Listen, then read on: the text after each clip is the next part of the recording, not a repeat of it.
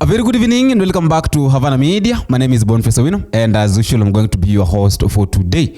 There is something that I want to talk about. This issue of Sakaja. And you know, Sakaja has been named or was named as one of the poorest performing governor of this country, if I'm not wrong. In fact, was it the last person, the poorest performing governor, the last person?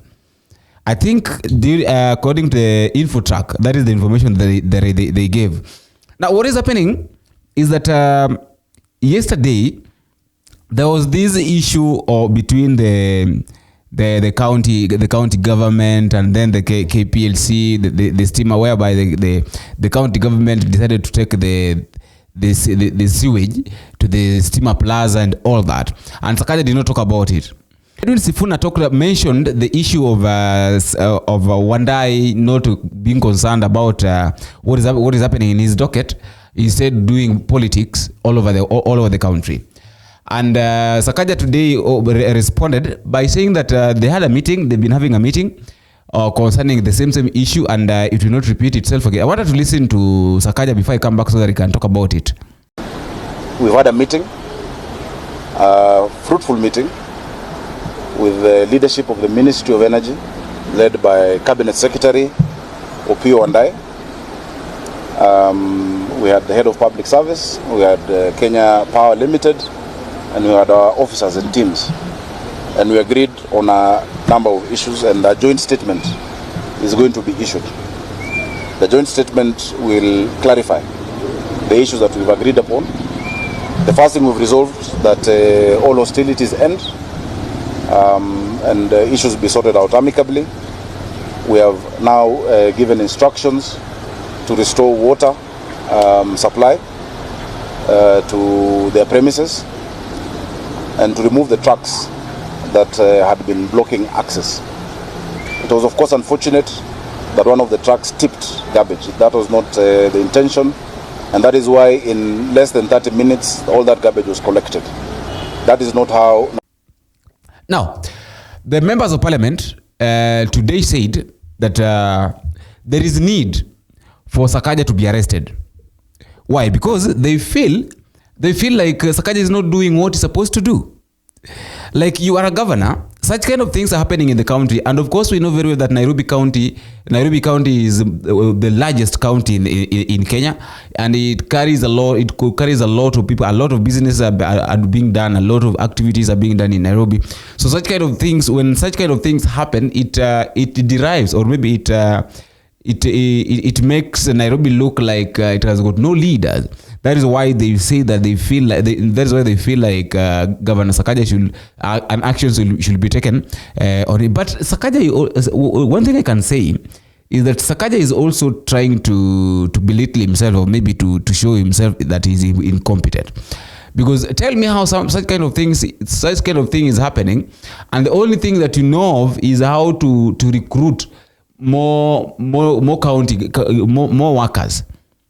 Like, we kazi yako ni kutafuta tu wale maafisa ambao watakuwa wanasumbua watu hapo na pale, instead of working on how such kind of things can be resolved.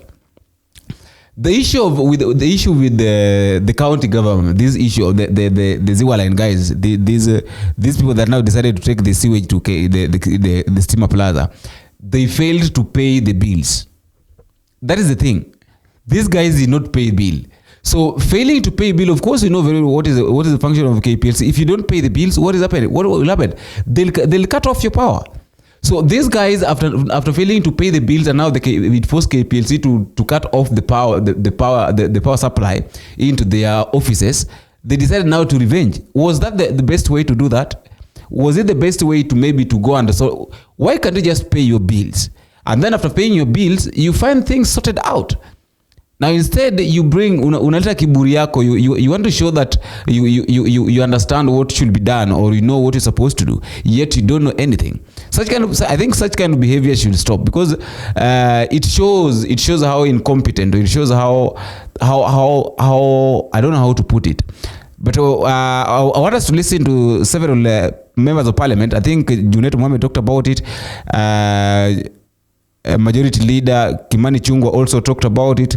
Several different leaders talked about this issue, and also like you to tell me what you think concerning this. Do you think it was the right thing for these guys to take sewage to Sima Plaza? Like, why were they doing that? And then Sakaja is saying that they've talked, they've discussed the issue, and they've found a way. There was an episode in Nairobi County, Mr. Speaker, where people who could not pay their bills, electricity bills, Mr. Speaker, went ahead and dumped, I think, 1 truck or 2 trucks full of garbage, Mr. Speaker, in front of the premises of Kenya Power and Lighting Company, Mr. Speaker. Garbage and swill. Garbage and swill. And swill. You know swill? I know, Mr. Speaker. Okay, go on. Is it sewage? Is it sewage? Mr. Speaker, Mr. Speaker, Mr. Speaker, I want to bring to the attention of the House, Mr. Speaker, that is not the way to do things. I stand here to condemn that matter, Mr. Speaker, because it is uncouth and primitive, and it is an irresponsible way of dealing with an issue. The Nairobi County government must apologize and must desist from that kind of act going forward. The governor must apologize to the institution called Kenya Power and Lighting Company.